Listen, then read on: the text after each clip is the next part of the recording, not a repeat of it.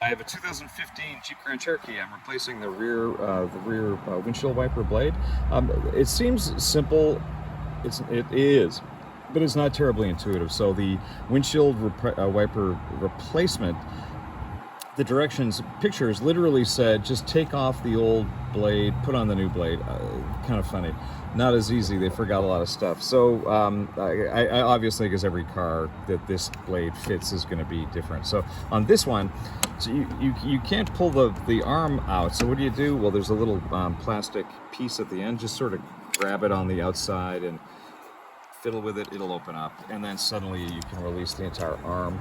That's great. So in here, there's nothing fancy here. You just simply pull the blade, I'll move back, pull the blade as far out as you can, and it releases. And this little round piece in here slots right into a mate here on this side. And so when you put the wiper blade back in, you basically just reverse what you did. You line up the round part with the slot, push it in.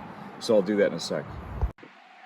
All right, so there's a hole in the new one, a square hole. It goes over this tab that's here, and the little round bit that I mentioned slots right in, and then just push it.